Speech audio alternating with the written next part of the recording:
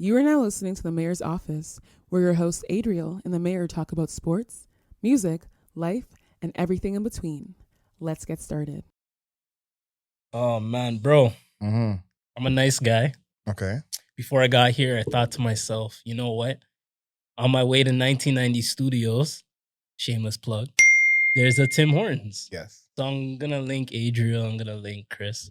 You guys don't want anything that I bring you. Every time I offer y'all things, y'all don't want it. I don't understand what it is, but I'm going to keep offering you guys things. Maybe it's the price level. Maybe I should offer you guys more expensive things as we go. It's Tim Hortons. If you offered me something from anywhere else, you would have took it? Like, I want Tim Hortons to know how I feel. And if they want to convince me, they can. But if not, that's cool too. But it's because it's Tim Hortons, you know. Do you not like the food at Tim Hortons?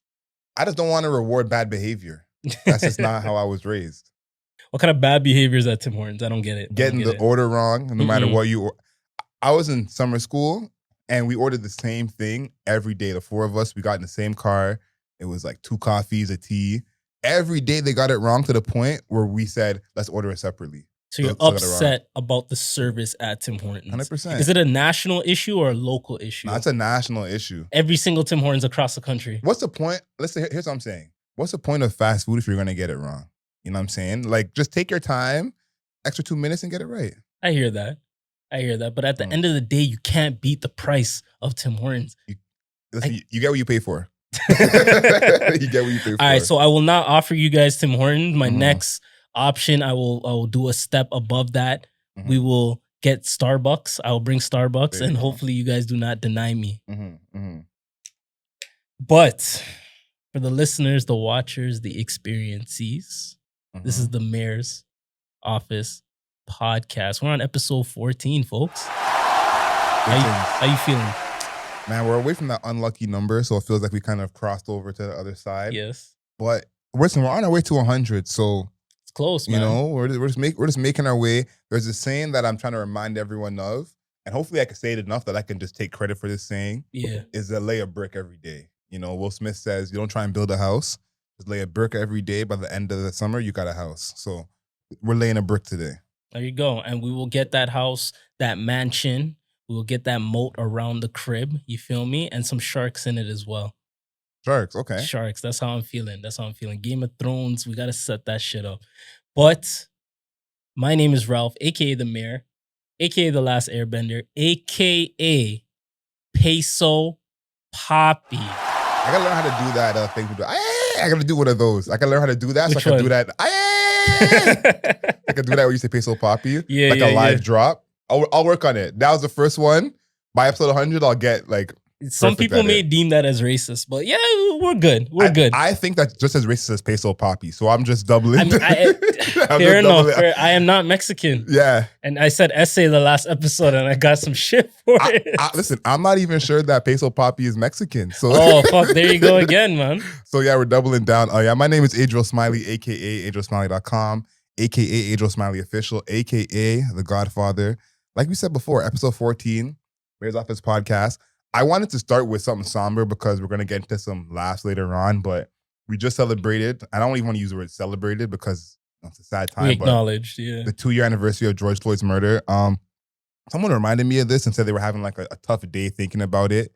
And I was like, I totally forgot that it was in May that this happened. It felt like it was more summertime, but we're getting close to summer. But it also is crazy. It's been 2 years. Yeah. And it's like, what is time? What is time right now? Yeah. Time has been flowing at such a state, speed-wise. Like, we can't keep up with anything, bro.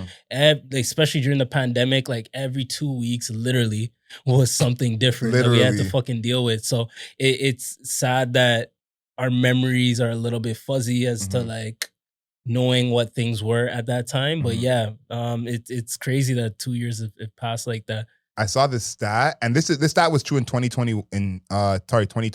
Yeah. And I'm not sure if it was true in 2021, but Dave Chappelle had this joke. He said, the pandemic saved us from mass shootings. And we forgot that mass shootings were happening because the pandemic had everyone inside. Yeah. So that was the only difference. This year, there's been more mass shootings than days in the year. As of 2 days ago, it was 212 mass shootings. We're at day 136 right now. And I feel like it's only going to get worse. That the scene in Buffalo was crazy at the supermarket. Yep. That was so sad to see. Even recently at the elementary school in Texas, even seeing that was sickening. And I just seen a news report on my way here that there was a kid in a school in Sacramento that had a handgun and a lot of ammunition. So I don't know. Gun laws aren't gonna change. Yeah, in the States. So it seems like it's not. The wild thing to me was I was working a NASCAR like race during the Buffalo one. Yeah. And it was a Buffalo broadcast. So they thought the broadcast made broadcast to kind of report what happened. And you know, like in a movie when it's like, it's breaking news, it's the aliens coming down. Like, that's the kind of reaction I feel like a mass shooting should have. But it was almost somewhat normal. We're numb to it at this point. You know, like even when Columbine happened, that was so long ago. When that shit happened, it put the world on like pause a little bit, at least in North America. Now it's like just something we're so used to. It's sad, man. It's sad that it's gotten to this point. But I had this conversation at home. Gun laws aren't going to change because there's so much money that goes into guns in North America, especially United States of America. Couple that with the fact that there's so many other things that kill us that make money. You do come to realize that these things aren't going to change. We can get alcohol anywhere in the States, convenience store, whatever. It's not privatized to any extent, and alcohol kills a lot of people. Cigarettes, we just started changing the packaging of cigarettes in the last like 2-3 decades or so, I want to say. But before that, cigarettes were marketed as this amazing thing. They used to say weed killed brain cells and this, that, until the government got a hold of literally, you know what I mean? Distribution and sales. And now like there's a dispensary all over the place. I went to Fairview Mall and they're opening a Tokyo Smoke. I fuck with crazy. Tokyo Smoke, but just crazy to see like that transition that we've had in life. But yeah. Yeah, no, it's wild. What I always think of when it comes to the cigarette thing you mentioned, my favorite show of all time is Mad Men. And every time I rewatch it, the first season, the first episode is Betty Draper, the wife of the main character, Don Draper, smoking a cigarette at the doctor's office while being pregnant. And it was okay. And the doctor is telling her to like stay healthy, but not talking about cigarette at all. And it's like, that's how crazy stuff used to be. So it's like, you're right. And then I think what you said first, that money runs the world. Like, everyone should have known that by now, like fingers crossed. But I'm sure the pandemic made that very clear. And I hope that everyone could like see that and like, listen, money is more important than lives. So you got to care for your own life because that's the only way anyone is. Facts. I was thinking about just the housing market. Like I want to buy a house eventually, you know what I'm saying? Like have little Ralphs running around and shit. But we were even looking at some videos and it would say like, oh, this cheap house in Texas and that. Bro, but it's in Texas. You know what I mean? So it makes me like second guess even wanting to do that. But it ruined like that idea of safety. Like, and it's funny because that's one of the few things that Kendrick didn't talk about on this project as much. Because basically he just went through everything that happened since he been out. He's covered it on this project. But he didn't talk about mass shooting, maybe because it's not a black thing. But there's no safe spot. You know how your mom or your dad would say like, go somewhere safe, don't hang in these areas. We're from Scarborough. You know certain areas you can't go at night, stuff like that. In the States, there's nothing like that. People at the grocery store, at school. Like, when there's no safe space, you know it's like, I don't care how much the house is, I can't move there. Yeah, exactly. So hopefully these Toronto housing prices decrease because the weather is slowly increasing. And speaking of, last episode, we were sweating. It was hot. I'm worried I'm going to be in the same spot. I want to give like a disclaimer that this hat may come off mid-episode. So if you catch me undressing, that's what's going on. Yeah, I hear that. But you knew it was going to be hot, potentially, and you still brought the long sleeve. So you had faith that it was going to be a cool day in the studio today. It was cooler when I was here earlier in the week, and it was cooler then. And today's just a little bit warmer of a day in general. So I think that's part of it. Yeah, there you go, man. So shout outs to Toronto weather, you feel me? But we got some big news. We got some really big news here. Me and Adriel, we're going to go to our first concert together. We're going to the Kendrick concert. You know what I'm saying? And I'm really excited. This is the first outing that we'll be participating in. We're both really big Kendrick fans. I heard you talk about the album a little bit in depth on your podcast. Plus, we talked about it on our podcast here. And I'm excited. How you feel? Honestly, I would say, like I said on the pod, Kendrick is a third in my top 3. I have Cole and Drake ahead of him. I've seen, Ooh, yeah, that's a conversation in itself. yeah. I've seen Kendrick twice already. Yeah, and he's good. He's good, but I would not put him any top 10 of performers, anything like that. Oh, it's in terms of performers. I thought you meant in terms of artists. No, artists. I have him third as well. I have him third. You have him third as well. Yeah, oh my god, there's an artist as well. Oh my god. But I'm interested to see how he's grown as a performer. Yeah, and what songs are on his set now compared to what was on the set before, because he has a lot of songs on the new project that like would bang live. Yeah. But Kendrick has like a lot of hits, you know, but not all his hits perform well. Humble was one of those that tried to get the crowd to sing with him, and I'm like, Kendrick, we're not all god level rappers. We can't sing Humble with you. So I want see to see some how videos with the crowd doing Humble though, and Mm. it came out pretty good. Like they were. Maybe it's Toronto. Maybe we just struggled. Maybe it's Toronto. We couldn't do it. We'll see. And speaking of struggling, those tickets were an arm and a leg, brother. We did pretty good for where we were. Like, I mean, yeah. yeah. But Ticketmaster be finessing niggas, man. Oh my Ticketmaster said, God. "Yo, it's X cost. You're good to go." Oh yeah. And then yeah, you click it, and it's in USD, and you know the conversion rate's just BS. So yeah, those tickets they're a little duckety. And Keem is opening. At least Keem opening. I'm happy does that something. Keem's gonna be there. Yeah, I'm a Mhm. big Keem fan. My person at home, she doesn't listen to Kendrick that much. She listened to a little bit, nothing crazy. I got the whole album on repeat for the last week and a half. So we will be ready. Okay. We will be on the lip syncing. Mhm. And yeah, we're ready to go, man. How you feel about the album though? In all seriousness, it's been a little bit of time past. I said I needed time with the album. Mhm. How you feel about it? I think I still feel how I felt last week. Mm-hmm. And I've had more of the songs from the album. Like I put them in other playlists. They come on shuffle. Yeah. Stuff like that. And they still stand up, you know, coming on shuffle in other playlists. And even songs that I didn't like personally, like they come on and I'm like, okay, this is like good. So I still feel good about it. Yeah.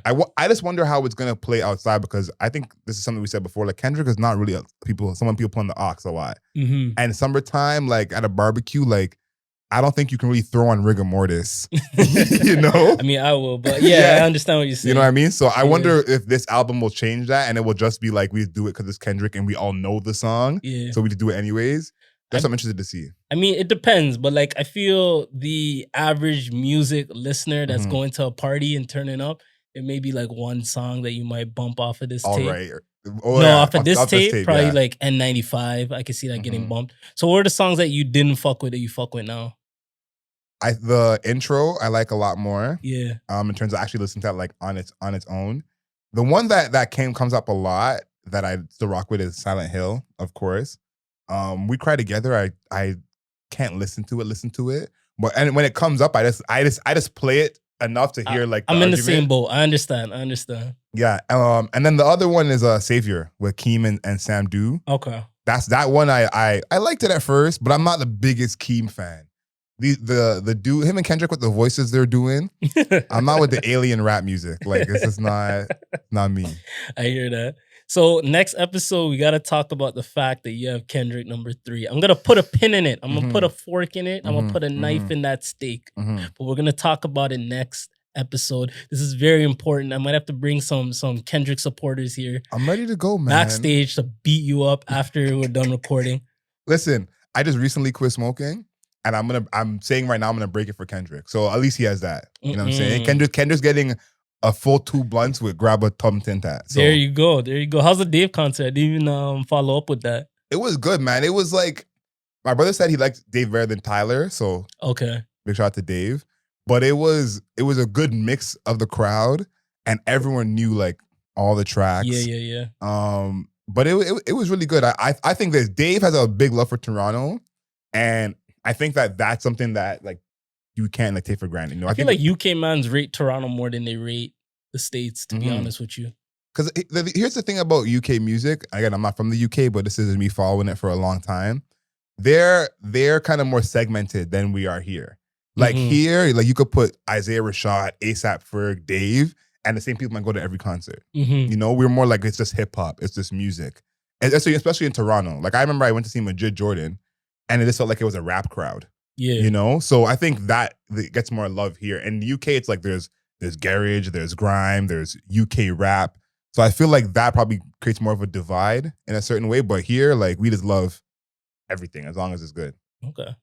That's actually a great way to put it, to be honest with you. I feel like, yeah, when you go to the States, you're in the East Coast, you only like this type of music. You're in the West Coast, South, like, you know what I mean? But here, yeah, we listen to every fucking thing. Yeah. And we'll accept any artist from up there to come and record here. So I agree with that. And Toronto's huge for not hip-hop too. Like, music that's not hip-hop, Yeah. a lot of hip-hop fans will be at those shows. And you're right, it would be the same crowd. So speaking of shows, you got a list here. Yes. Of a lot of upcoming anticipated shows. Let's tell the people. Yeah, Gorillaz, Alicia Keys, Elton John. Alicia Keys is coming to Toronto? Chris Brown, Lil Baby. Yeah, Alicia Keys is like one of my first crushes. Like, yeah, she needs to leave Swizz at home. Yo, don't get Joe Budden there. I didn't even rate Swizz beats for that, but we're gonna get to that. But yeah, continue. I apologize. Yeah, I would say out of all those, the most anticipated is probably Gorillaz, because I think it's been 6 years since they've toured. Yeah, and my recollection is that they're gonna have like more full of a tour than they had last time. Yeah, so that's gonna be exciting. I do want to see Elton John, just because I'm like, I always feel like he's never gonna tour again, but at the same time, I'm like, this nigga's touring every single year. I mean, he's getting up there in age. You gotta catch him now, man. You gotta catch him. That's where I've been to a lot of concerts, man. Right now, like I seen Kendrick 3 times, and he's not even my number one. You know, so I gotta see some of these acts who, like, I might not know all their songs, I might not be the biggest fan of them, but just a chance to see them, because I didn't get to see Prince, I didn't get to see Michael Jackson. R.I.P. You know, R.I.P. I still haven't seen D'Angelo. Like, you know, Outkast, when they were here, I was working to get to see them. You'll never see that. You know, so it's like there's people like that who it's like, before I die, I gotta see. Alicia Keys and Elton John are like on that level. Yeah, Outkast, they got to do that one last like reunion tour. We got to bully Andre into it. I feel like, I hope they fuck with each other, because I would love to see that. And that tour would sell out everywhere it goes. For sure. To this Alicia Keys situation. So apparently, somebody tweeted that Alicia Keys got washed on Diary. Disagree, but continue. Disagree or agree. Joe Budden said that low-key that he agreed. Swizz Beatz took offense to that. Yo, you're disrespecting my wife, yo, blah, blah, blah, blah, blah. Bro, are we allowed to have opinions anymore? Not Joe Budden. I think it was a Joe issue. Listen, if I think that, I don't know, if Favi washed Kanye on, what's that song? Off the Grid. Yeah. And I say, yo, Kanye low-key got washed. Kanye is gonna get emotional about it. Nah, bro, it's my opinion. Yeah. You know what I mean? I didn't disrespect Kanye by saying that. I don't feel like Joe Budden disrespect. I'm not even a Joe Budden guy anymore. Yeah. But I don't feel like Joe Budden disrespected Alicia Keys. That's going too far to say disrespect, you know? Like, come on, man.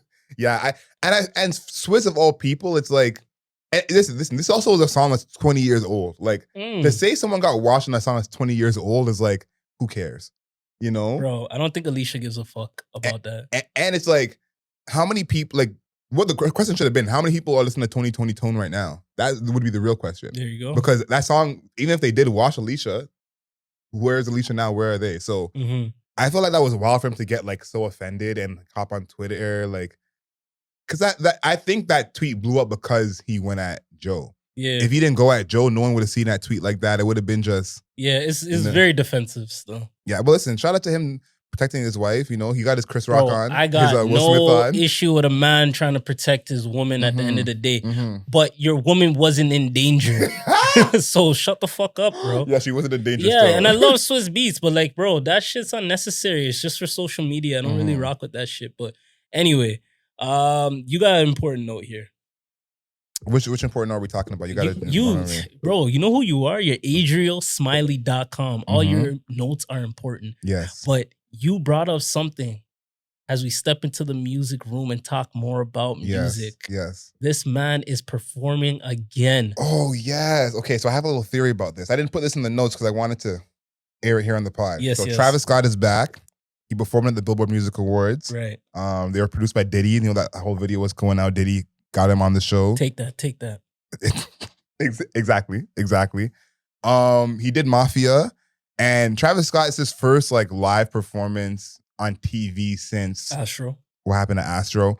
And Travis Scott was set to drop an album Yeah. Like, you know, he dropped 2 singles the weekend of that whole thing. So I always wondered if he's gonna just wait a whole year and start over, because Travis Scott runs the festival scene like few others do. You know, the festival scene is a lot of money for artists, but few artists like run that scene where it's like when they're on stage, you got to pull up to it. That's been Travis Scott, you know, through his whole career. Yeah. And I think this is going to be his first rebrand in a long time, because I think that's the only way that he's going to be able to kind of step out.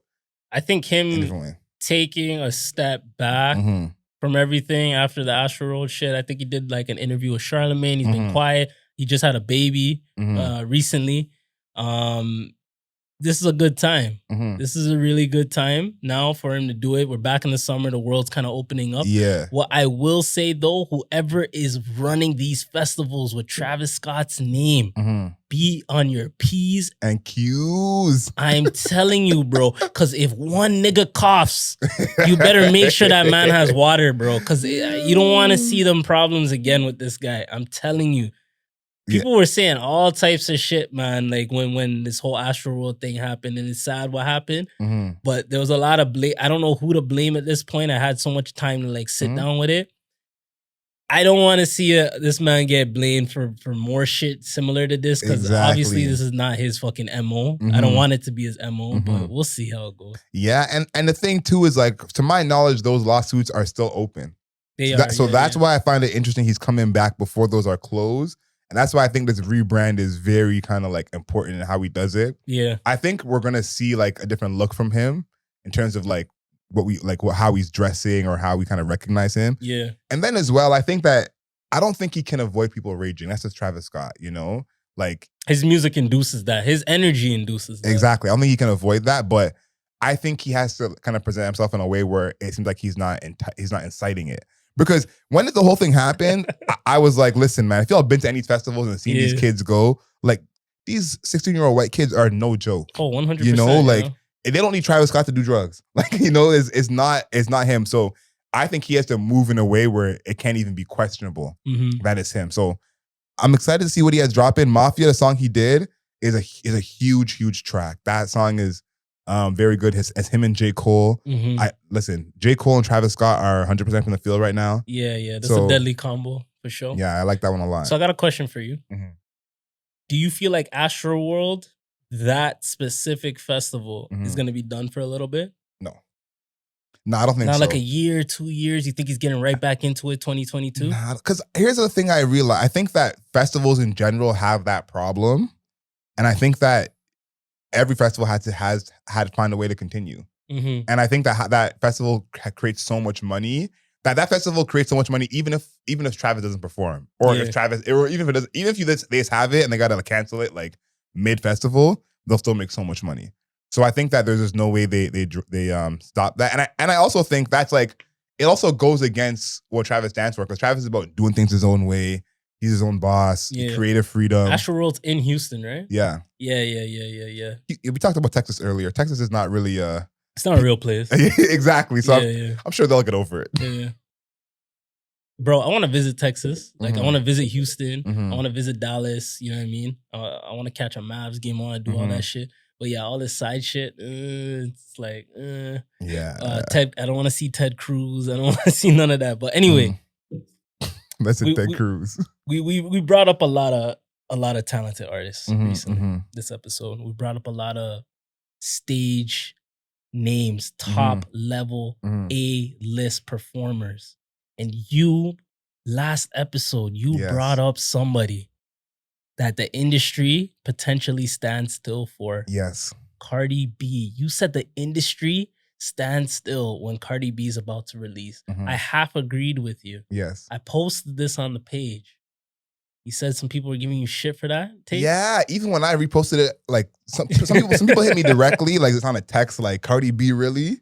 You know? Yeah. And then even after I posted it again when you made the video, like, people were like, I guess, but I'll tell you what, I'm not even a Cardi B fan. Please state that for the people. Yeah, I'm not even a Cardi B fan. I'm trying to be objective here. As possible. But as much as Nicki is probably the GOAT when it comes to female rappers, as much as people don't want to hear that, that's just she the truth. She is the GOAT. Yeah, she is. Cardi B is doing something Nicki never did.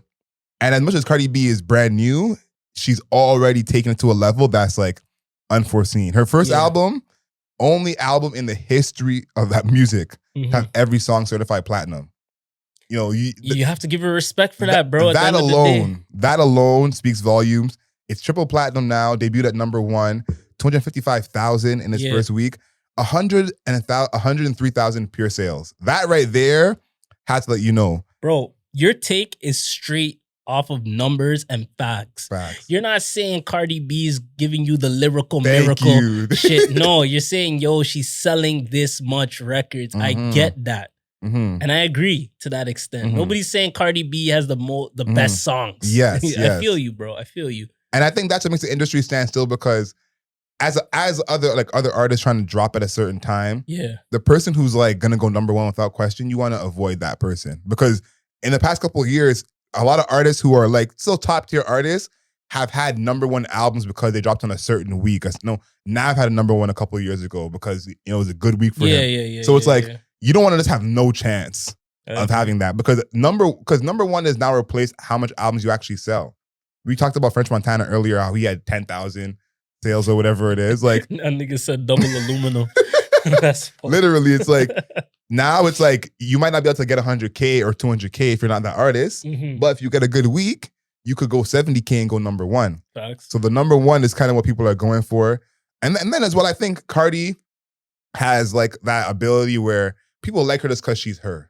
You know, I was saying that I watched the David Letterman interview with Cardi on Netflix, and I was saying to myself, bro, Cardi B is the only artist that I see no industry fakeness from. She might be an industry plant, but I see no changes in her behavior. She's her at the end of the day, bro. She can come on this podcast or the Joe Rogan podcast, and she'll be the same exact fucking person. So I respect her for that. Yeah, and that is kind of a quality that you can't really measure. Yeah. You know, and it's like that in her first album, like Bodak Yellow, all that was the first time people were getting a hint of that, you know, like she's been her Love and Hip Hop shorty, you know, the Instagram videos, all that. So we kind of knew about her before, but for the masses, that was the first time. So think about when that's like unexpected or whatever, when you know that's the person, how they are, and you're like, I can't wait to hear what she got to say. That's an even bigger expectation. So I think 100%. When she comes next time, now from the music I've heard from her since the last album, I'm worried about it musically, but I think the hype will still be there. I agree. I agree. I would put her in that list of people that the industry stands still for sure. Sorry, I got one thing quick. This is not in the notes, but I want to get your like quick reaction. Yeah, we can talk about this at another pod. You've seen that picture going around, the Mount Rushmore of hip hop in the 2010s. Jake, Kendrick, Cole. Who's that 4th spot for you? Nicki. Okay. All right, we'll move on. That's all I wanted to hear. Can't be anybody else but Nicki. Okay, I agree. Yo, niggas gotta give Nicki her fucking respect, bro. Yo, the same shit. Sorry, I'm about to go on a little talk here. Like, I'm not the biggest Nicki fan, but I have to give a woman respect when she fucking deserves it.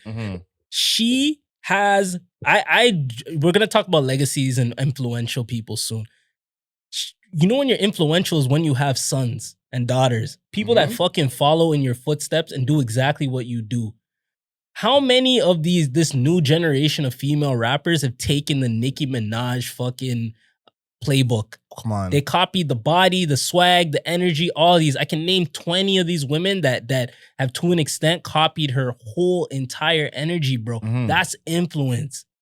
And you know what's crazy? Like, as much as there was Lil' Kim before Nicki, I always remind people, the space of the game when Nicki came out wasn't this like Fashion Nova hips, everything. That wasn't what it was, you know? It was Missy Elliott, it was Eve, like there was some sexuality for sure, but it wasn't like over sexual. 100%. So it's like Nicki created that lane in a way where it's like, all right, this is where you can go and where you could take it. Exactly. So no, I agree. That's why I give that added respect to Cardi, because she kind of stepped out and did her own, like made a name for herself away from that shadow. Like most of these women, like, fuck, I don't want to be sitting here naming up, but you know who I'm talking about. They're all in her path, so they're right under her. Yeah, this is something I want us to touch on quickly, because as this we talked about this case last week, the Young Thug and Gunna case. Yeah. But as I thought about it more, I'm like, this may be a turning point in music history. I hope it's not, and they just come out and it's, you know, we get another album. But Gunna got his court date set for January. He was denied bail. I haven't heard anything about Thug yet, but from everything I've seen, it sounds like there's a very strong case against these guys. And it's going to kind of be, I feel like it's going to be tough because it's going to be hard to find people who are objective for that jury. You know, these guys are very popular. And it's going to find people who are not going to think of them in a negative light because of their lyrics or whatever it is. So yeah, if I don't know how long they're going to go away for, but if Thug and Gunna go away for this, when's the last time artists this hot went away on this type of case? Like, on this level, it's a rarity. I feel like right now, because the court date is set for January, like they're just holding somebody until somebody starts talking. Realistically, that's a lot of time, man. Yeah, bro. There's gonna be a lot of McDonald's burgers being offered, bro. Yeah, yeah. So I truly wish the best for these guys, but like the charges are stacked right now, and I feel like I don't think Gunna is that type of guy, nigga, you know what I mean? Like, I feel like he's one of them niggas that's just guilty by association. He's just around. Yeah, he's just there. You know what I mean? He feels like he's going to the store, but he's not. Yeah, he's not. Yeah, exactly. You know what I mean? He's on the corner, but he's just chilling. You know what I mean? So we'll see what happens, bro. We'll see what happens. I thought about it compared to like that. I don't know. Maybe it was 2009 to like 12 when T.I. and Wayne were like in and out of jail on gun charges. Like that was different from this. You know, this is like a whole Rico case. Yeah. You know, so those guys going away for that, I felt like at the time I was like, they're not gonna go away, and they did. So this I'm just like, I'm not trying to be as naive. Niggas might have to sit, bro, which is rough to say, but we'll see. Like praying for these guys for sure. Yeah, I think it makes sense that I brought up Wayne because this question, I think, is a perfect one for us to tackle. Yes. Because there's many ways to take what influential means and trying to find out who's the most influential rapper of all time. Now, this was big on Twitter because of that Mount Rushmore thing. And people were saying they're not giving Nicki her credit. And I think the most influential rapper of all time is Kanye West. I think 1B would be Lil Wayne. And you can probably just trace everyone to those two. I'm not mad at those two choices. But it's not mine, but I feel like Kanye has to be number one just content wise, because there's a lot of group of rappers who didn't have a place at all before, and it was either they made you conscious or they made you street. And there's the Smino, Saba, like Joey, Isaiah Rashad, like all those guys who they can just be them. You know, it's like, oh, you rap about your life. And I feel like that space, Kanye really created that. And then Lil Wayne, the Dusty Dread rappers, you know, that's all him. I agree. Because Kanye opened the door for a lot of the backpack rappers and stuff. A lot of the producer rappers. Because that wasn't even a thing. People weren't even looking at that. You look crazy if you wanted to do that shit. He opened the door for a lot of singing on your record as a rapper. So I have to respect that. I was going to say, I like what you said, but I was going to say Jay-Z. I do, as I said for the Nicki point a little bit earlier, I relate that to your sons in the game, and also longevity equates to how influential you are. And being in this rap game, nobody has done it as long as Hove. Who are Hove's sons though? Hove is my number one. Like Hove has a lot of kids, bro. But I don't think Hove has as many sons. Yo, your favorite rapper's favorite rapper probably was Jay-Z. Any rapper that currently is between 25 to 35 around that era, their favorite rapper was probably Hove. I agree with that part. But I think Hove is so unique in a different way, where he came in as like a street rapper adjacent, but he wasn't talking street on his even Reasonable Doubt. That's not what he's talking. But he came from that life, which was so unique. A lot of people aren't doing that. You know, people come from the street heavy, but they talk street when they get in the game. And then as well, like he doesn't write, and his rap style is one of one. And I think that there's people who really look up to him and maybe follow him in terms of their moves, like their career moves. But sonically and what they do musically, I don't know if he has as many sons. So you don't feel like Jay-Z's adapted as time has gone? For sure. But that's difficult to do. He's been rapping since the 90s and it's 2022. Like he just released some verses on, what was his last verse on Push's album? Yeah. So think about that. Like his ability to adapt to the times is difficult, man. I don't know any other rapper other than like Kanye. He hasn't given me 20 years yet, close to it. I don't know. I think what you're explaining is why I think he doesn't have as many sons, because it's just him. Even someone like Styles P, who I think has adapted well, I don't think he's adapted the way Jay has adapted, You know, so I couldn't call him a son of Jay in that way, even though they're from the same era. So you don't feel like, okay, so after, who was the king of New York in the 90s? Is Big. Yeah. Correct. Who took over that mantle? Jay. Every time Jay has stepped away from the game, who has taken over that mantle for New York? Nobody. Mm-hmm.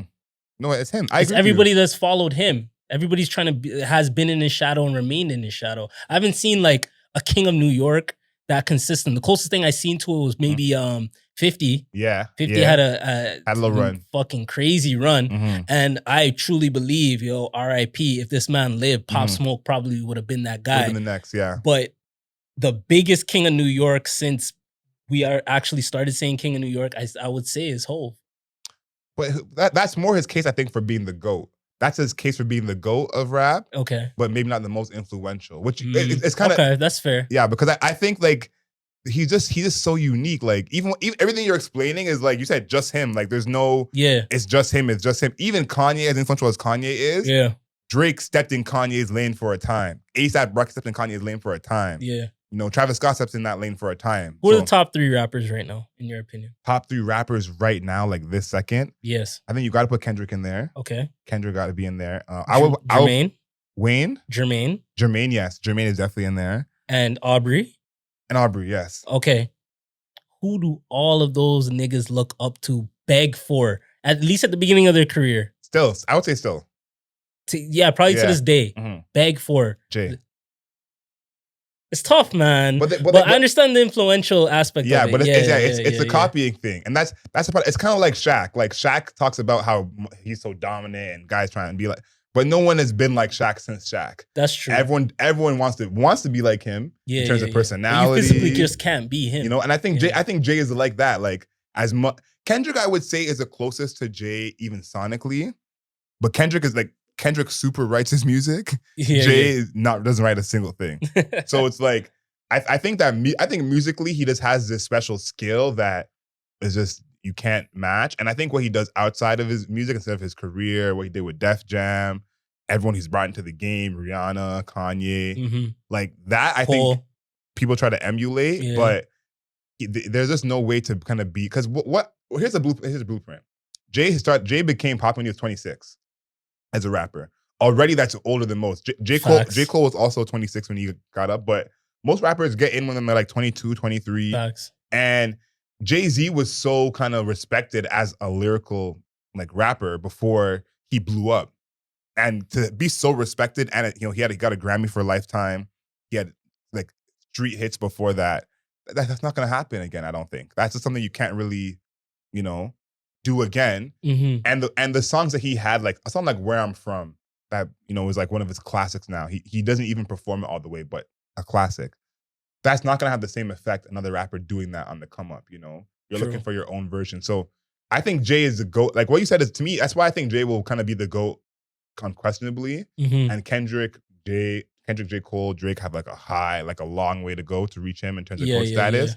But influential, I would say, a different conversation. I would say Kanye got to be number one, man, because even everyone we name, like you either had to be listen to Most Def now, it doesn't sound as conscious as it sounded when you heard it in 2002. And you thought he was so conscious, and then you're like, nah, he was just spitting real, but at that point, it's like, you make it conscious or it's street. Mm. And the fact that we have this middle ground where we didn't call J. Cole, Kendrick, or Drake conscious rappers or not conscious. Yeah. They're just rappers now. So I give Kanye the credit for that. And then the drug use, that's all Wayne. the popularization of people not writing. Like, think of all the rappers who don't write, who aren't even really good rappers. That's facts. Yeah. Like, why would you? We named a few of them earlier. Why would you not write if you don't rap well? That doesn't make any sense to me. But Wayne popularized that as a style.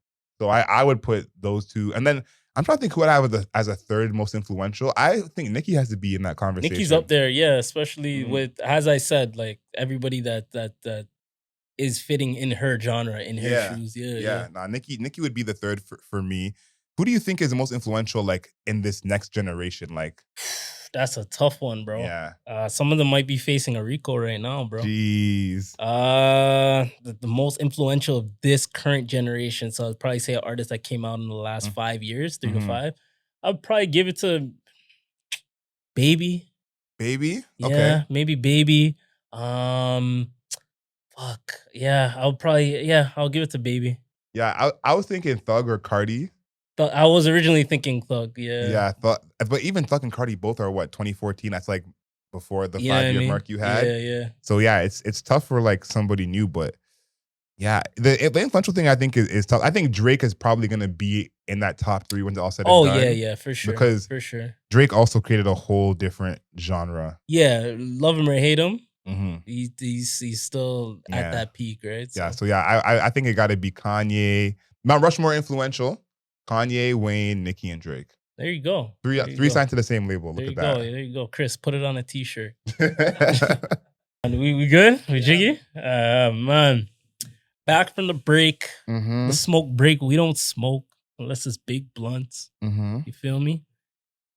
Adriel. Yes. TVs. Movies. Just the general media that we consume. Yes. I gotta let you know. We're gonna talk about your notes here. That's all good. Mm-hmm. But I finished Winning Time. Okay. The Lakers ended up winning the chip. Okay, I had no idea. Magic ended up getting rookie. No, sorry, he didn't get rookie of the year. He got finals MVP.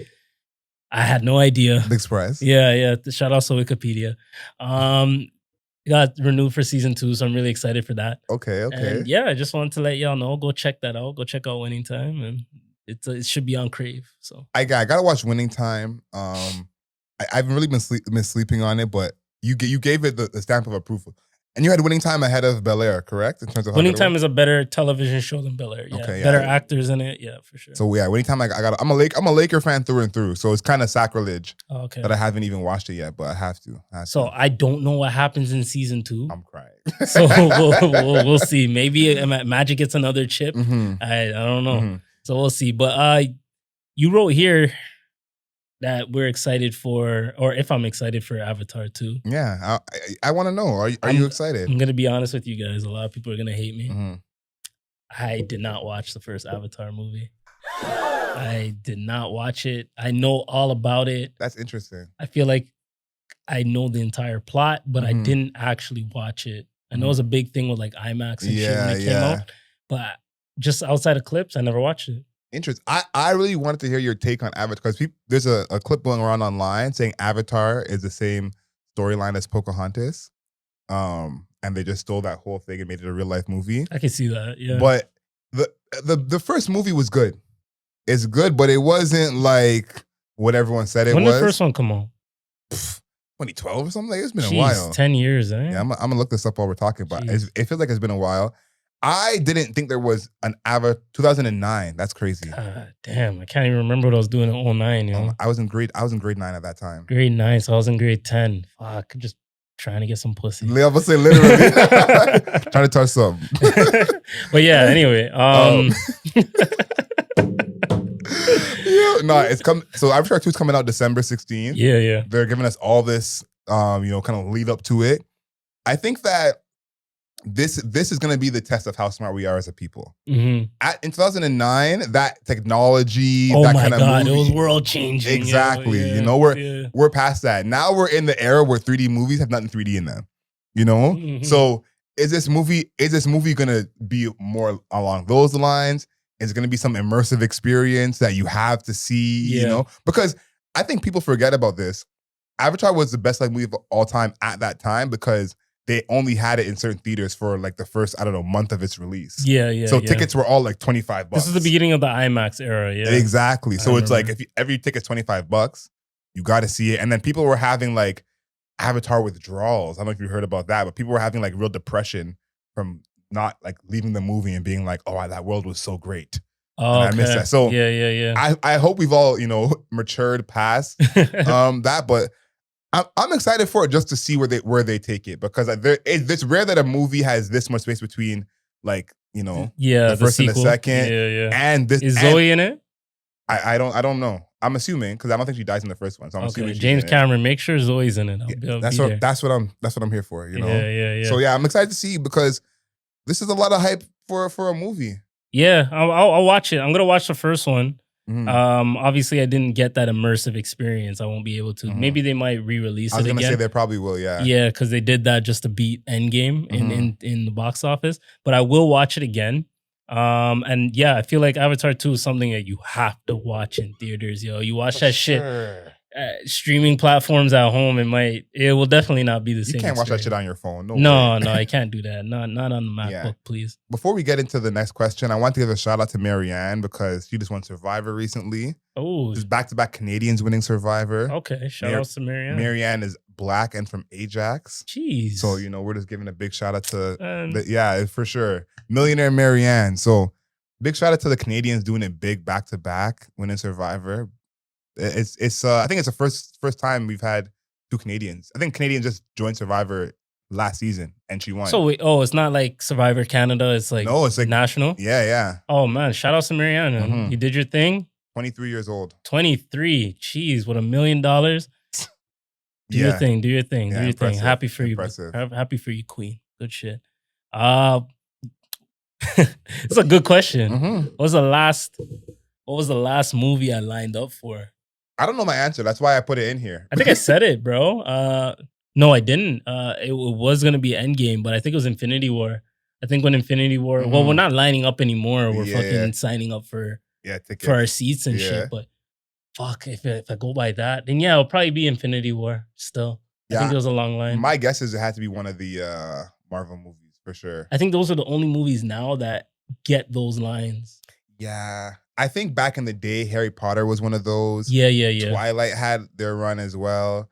Hunger Games had their run. Hunger Games had a big run. But I think it's a good point. Like, what is the movie? Like, that's why I thought of it with Avatar, because Avatar would be the next movie I could think of that people would line up for. I don't think the hype's there for Avatar like it was in 2009, to be honest. And that's my point. Well, is that dead? Like, is that dead lining up for movies? Because now, like, I feel like you'd feel nuts lining up for a movie and like being there at 12 to watch it. But when Endgame and Infinity Wars came out, like, I was just like prerequisite. I lied. It was Spider-Man No Way Home. Oh, there was a line for that. There was a line to get in. True, obviously, we all bought our tickets and shit, but it was a long line. There was people dressed up as Spider-Man and shit. Oh yeah, that'd be one of them too. So maybe the Marvel just has the market. I think they have the lineup market. Lining up, yeah. The only movie I could think of that I'm lined up for that wasn't Marvel was Toy Story 4. Ooh, okay. Buzz Lightyear's coming out. You seen that? I'm excited for that. Buzz Lightyear looks good. Yeah. So yeah, maybe Buzz will have that kind of buzz. Jeez, I see what you did there. I gotta throw some sound effects on that, man. For sure. But I'm not a rapper. I'm dead. You are a rapper. Definitely are a rapper. But yeah, I think that's done for it. I think Marvel maybe has the market on that. Yeah, for sure. Lining up for movies, because I'm really trying to rack my brain. There's nothing like something crazy would have to come out, or like DC would have to like make some like crazy movie that we're DC. All. Yeah, it's only DC that could probably do that. Maybe the Batman headlines. When I went, I didn't have a line. No, there was no line in for the Batman for me. I don't know if you're using that as a slight because you didn't fuck with the movie, but DC is just second rate, man. DC is just not up. Like, Batman was decent, but like the bar is just low. Yeah. I hear that. Outside of that, I'm just watching anime, to be honest with you. Yeah, what are you watching right now? Right now, constantly watching One Piece episode. I was there about to ask you. Like, we're in the thousands, folks. I think we're on episode 10, 17, 10, 18, something like that. Yeah. So yeah, I've been watching 1,000 episodes plus of One Piece. Other than that, finishing up Shaman King. Okay. A couple other little animes. Ranking of Kings. So shout outs to Justin. Justin kind of lined me up with that show for sure. I had an idea for a podcast to do a One Piece pod. Yeah. And we just watch an episode and then just like review every single episode. Man, that'd be the longest running podcast in the game. Well, for sure. You'd be doing it for years. You'd be doing it for years. Yeah. But I'm sure someone would want to. See, this is how we finesse mans when we get signed. Because that day will come. So when we get signed, what we got to do is say, yo, we got this idea for an anime podcast. And we literally just sit down and we have One Piece in the background. Yep. And then we're good to go. And it's perfect because I haven't watched any One Piece. Oh, okay. And you've watched basically all of One Piece. Yeah, I watched over 1,000 episodes. So you could be like my guide. There you go. Through One Piece. I might name my first son Luffy. So we'll see. I'm crying. We'll see. Chris, you watch anime? Oh, so you're just confused, yo. What language are they speaking? That's the Pirate King, bro. All right. Back to reality. You feel me? A lot of new sports things are going on. Even as we record this podcast, more developments will happen in the NBA playoffs. Yes. in the offseason, though, there's a lot of things that are going on that we can talk about today. So that's Yes. fantastic. The Nets are unwilling to give Kyrie Irving a long-term contract. I kind of agree, not because of his skill, but because of the uncertainty that is Kyrie Irving. I respect this man's game, but at the end of the day, he might be a bit of a wild card for a GM or owner to want to give him the money that he deserves. So I think Kyrie's the biggest wild card in the NBA. Like, no offense to Ben Simmons, but even more than Ben Simmons. We forget that the first season that they were together, Kyrie just left the team for like 2 weeks. You know? Facts. And a lot of people are saying like, oh, you couldn't foresee the COVID thing. I'm like, you could have foreseen Kyrie because, you know, before COVID, he was always like this. So yeah, my question is what's gonna happen with them not getting him the contract, because I had a prediction, and I guess my prediction is coming true, that one of these, you know, superstar future Hall of Fame guards wouldn't get the money between Kyrie, James Harden, and Dame. That's a good question. You know? I said one of those teams is going to not give them the money. Now, we've already seen it seem like Nets are going to be one of those teams. I think all three of those guys are not going to get the money, and they're all going to get moved. I don't think James is getting the money, bro. So, I'm keep it honest with you. I think he's regressed the most out of those three players. Exactly. And here's the thing I think, too, is I think that we're in a interesting position where they can't be traded for each other. You know, we had the Chris Paul Westbrook deal a few years ago, or Westbrook John Wall, like big contract guards. I think they all can't be traded for each other. Like, I don't think that Portland wants Kyrie or James Harden. Nope. Maybe the Sixers would want Dame. Yeah. But I don't think they're gonna be traded for each other. So I wonder how that's gonna go in terms of it's them tough getting because moved. Portland is not in a win now position, but Philly and Brooklyn are. So it makes it a little tough to make some inner workings amongst those teams. So I agree. But yeah, you're right. At least two of those three people aren't going to get paid the dollars that they think they're going to get paid for sure. Yeah, and I'm with you. I think the Nets made the right choice in not trying to pay Kyrie, but I think that they're just in a tough spot in terms of how do they replace him. Yeah, that's facts. I mean, there's a lot of suitors for Kyrie on win now teams. We'll see. You think so? Maybe we'll get a Westbrook and KD reunion. We'll see. The money might match up. I don't think Kyrie has that much of a market, man. I don't know. There's some veteran teams that'll take Kyrie to this day. I think it takes a certain type of organization to be able to afford his kind of uncertainty. You know, like some organizations aren't built strong enough for that kind of thing. You know, like Brooklyn is like, as much as Brooklyn's been through a lot, like they can handle that kind of thing because they have their kind of trust in each other. Everyone has job security. Yeah. Some organizations, if Kyrie did the same thing other places, it'd have been a whole different story. So you wouldn't put Kyrie on like a Denver or... Denver don't have a GM right now. they'll get one. You know, I think... Chicago. I don't think, like, Chicago would be iffy. But I think that this depends on the organization more than the actual, like, team on the court. Fair enough. Because again, think how Steve Nash dealt with Kyrie, and he was like, "Ask Kyrie." What Steve Nash was cool.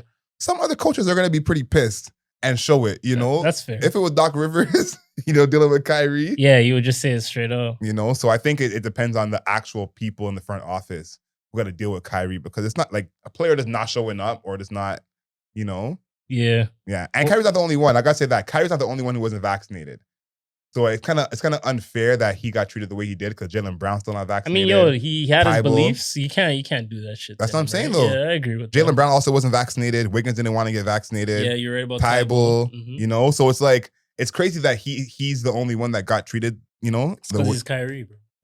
That's part of it. But that's part of it. It comes with the territory. Yeah, facts. Speaking of another player in his contract, DeAndre Ayton. Yep. Went into a meeting with the Suns front office and asked for $30 million, and they said, you're not worth it. My question to you, how many suitors really are there? You don't have to give me a specific number, but are there suitors out there for DeAndre Ayton's skills and talents? More than Kyrie, I would say. I would say DeAndre Ayton is going to get a max from any team, more than Kyrie. You think so? Yeah, he doesn't get injured. He's less problematic. He's a lot younger than Kyrie, less problematic. Yeah, I think that, like, DeAndre Ayton I think the Suns are gonna come up this year because they're gonna get a sign and trade with DeAndre Ayton and get like something good back. Yeah. So I think they're gonna have a lot of teams are gonna like want, because think about this: how else are you gonna get a player like DeAndre Ayton if you don't overpay for him? Yeah, that's fair. So yeah, but I agree with that. I don't think he's worth 30 mil. I wouldn't pay him 30 mil. Okay. I think DeAndre Ayton is like 8% better than JV. Then Valanciunas? Yeah. Valanciunas is actually one of the more underrated players in the NBA. You know, so yeah, you wouldn't give Valanciunas 30 mil. I would definitely not. We got the all NBA teams here.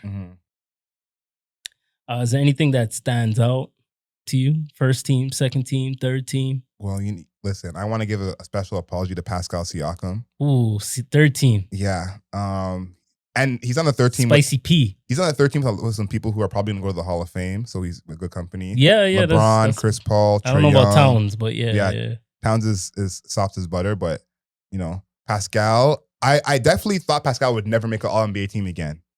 I 100% thought I was going to be his He last. proved a lot of doubters wrong, so I'm happy about that for sure. And to kind of gain the respect of the writers, I think is huge. Yeah. Because Pascal is one of those players who he could be playing well, but the media is just going to say, oh, I don't like the way he does it. Or just the fact that he's in Toronto. Exactly. So the fact he got the recognition to even make the team, I thought was cool. I like that Luka still made the first team. He deserved it, yeah. There's a lot. I would say so. Luka to me is on LeBron level, I'll say. Like, unless someone else does something really ridiculous, he's the next guy. He got to be, he got to be. I feel like the NBA is getting handed off to Luka. It should be. I think so. I think he's earned it. I thought it would be Giannis, and it should be Giannis, but the NBA is definitely getting handed down to this 23-year-old phenom. So yeah, 100%. Anything else that stands out to you from the teams? You know what? I was upset at first with Booker being in the first team because of the recent series, but Booker was a top 5 MVP candidate, so I have to give him that respect. DeMar was playing really well the first 2/3 of the season. Kind of tailed off a little bit, but he does deserve his second team nom. And yeah, everything else looks good to me, bro. I know Embiid's probably pissed that he's not first team, but dude won MVP. Jokic won MVP, so like he has to be first team. You can't give MVP to the second team selection. So yeah, I think Booker on the first team is my only issue, but I think Phoenix had the best record. Yeah, by a mile. So you got to have someone on there. You have to give that respect. I think Miami players is probably something that's missing on this team. That's actually a big point. They have the best record in the East. I think I would personally take Bam over Karl-Anthony Towns, and I think Karl-Anthony Towns' his performance in the playoffs proved it. You know, and I think like Booker is not a top 5 player in the league. And that's kind of what NBA first team is. Yeah. I don't think he's top 10. And I think that, this probably is his only chance to make the first team, because I think going like right now it doesn't look crazy because Phoenix was the favorite most of the year. Yeah. Such a good record, 2 years in a row. But I think if we were to look back at this year, like in retrospect, say 10 years from now, and you're like, Devin Booker was a top 5 player? You're going to be like, funny. Yeah, it will look a little bit funny. Yeah. Tatum, Jokic, and Giannis, I think, have a chance to make this team next year. Definitely. Joining Luka. But I think this is probably Booker's high point. And I think it's one of the few cases where someone is first team All-NBA, but not a top 10 player. I agree. One last point to this. Every player in the first team is 27 or under. Yes. So that's a changing of the guard, and I like seeing that. It's a new era we're stepping into for the NBA. Yeah, the OGs that are left on this team are like all the top 75 guys, even the Dames or the Westbrooks, the James Hardens who are older, gone from this team. It's just Durant, Curry, LeBron, and CP. The league's changing, bro. Everyone else is pretty young, so the league is in good hands. My real question is like, I think Tatum is the answer to this, but who's out of these players is going to be the next one to be like a perennial MVP or have their team win a championship? Yeah. Like out of the like Ja Morants, the Trae Youngs, like who's going to be that next guy to jump into where it's Luka Giannis for sure. Is? Okay. Yeah. It's Luka, and then Giannis. Giannis has already done it. Most of these awards you just named, but yeah, Luka's going to be the next guy that maybe wins 2 MVPs, 3 MVPs, and whatever. So yeah, I think it has to be. Luka's been the favorite for MVP 3 years in a row. Yeah, which is like that.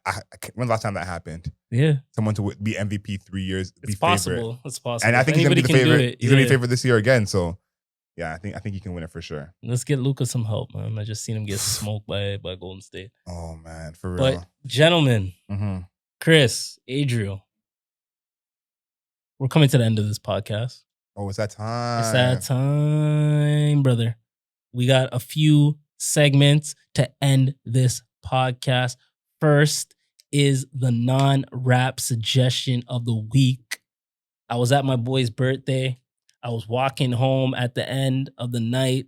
and I needed to play some new music. And guess who popped on? This artist named Leon Thomas.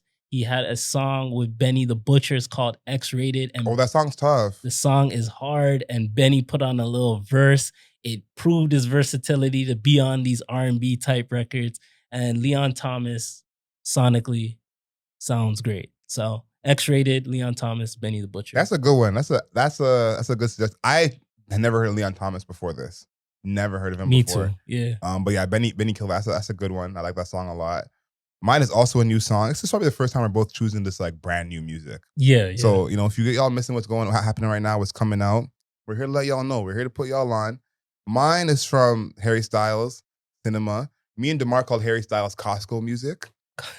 Shoppers Drug Mart music. Yeah, I feel that. I think H&M music. Exactly. This fits into that, but this is my favorite song on the project. And it's a light, fun song. You know those videos of all the black dudes frolicking? This song probably goes with that. Sounds like music. Underlying racism there. But let's mix it up. Let's mix it up. Let's not just have the niggas frolicking, man. Let's switch it up a little bit. Exactly. So you got a creator showcase. Yes. Tell the people about these local creators. That's what our plan is. Every episode to talk about the local creators, people that are doing their thing within the city. Adriel, talk to him. Now, the person that owns this establishment, went to high school with both of us. I'm not going to give his last name because I can't pronounce it. But Raeden Fitness, everything fitness they do, personal training. They have a running club. I think they had a biking club. I don't know if they still do. Location 285 Progress Avenue. So all my Scarborough people, you can head right there. Check it out. Raeden Fitness on Instagram. We'll have the handle here so you can click them. But summertime's coming.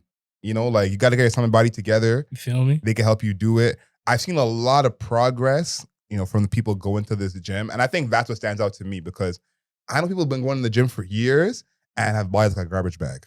So, built different. So the fact that we're actually seeing results from Raeden Fitness is huge. So this week's Creator Showcase, Raeden Fitness. There you go. Get your summer body right. I'm still working on mine. COVID did a number on me, and I know it did a number on most of you too. So check out Raeden Fitness. Shout outs to you. And this is episode 14, man. Fuck. I think we got one more thing though. You said you want to do a song review. Oh no, we're gonna do that a little later for the people. That's a special treat. That's our Patreon exclusive. I was excited for that one. Oh no, we're gonna drop that a little separate for y'all. Don't worry. Okay, don't worry. Episode 14 coming to an end. Episode 14 is coming to an end. As Adriel said, we're going to 100, 86 more to go. 1990 Studio, the Mayor's Office Podcast, Peso Poppy, AdrielSmiley.com. Yeah, subscribe. Y'all know how to do this. This is 2022. You know how this works. Leave us a rating and a review, 5 stars, not a single star less. If you want to see us go up the rankings, you want to see our name higher on those podcast rankings, leave us a rating and a review. Subscribe on YouTube, of course. Follow on Instagram at The Mayor Media. And make sure you're just tuned in every single week. We're going to be dropping on Tuesday, we said? We're dropping on Tuesdays every other week. Yeah, so Tuesdays be dropping. We got a lot of videos coming for y'all. A lot. We've been doing some interviews that we're waiting for y'all to see. Interviews. So we're just excited for y'all to get a little taste. Just a taste. And until next time, know yourself, know your worth. Thanks for listening to this episode. Please subscribe to us on YouTube, Spotify, and anywhere else you can play podcasts.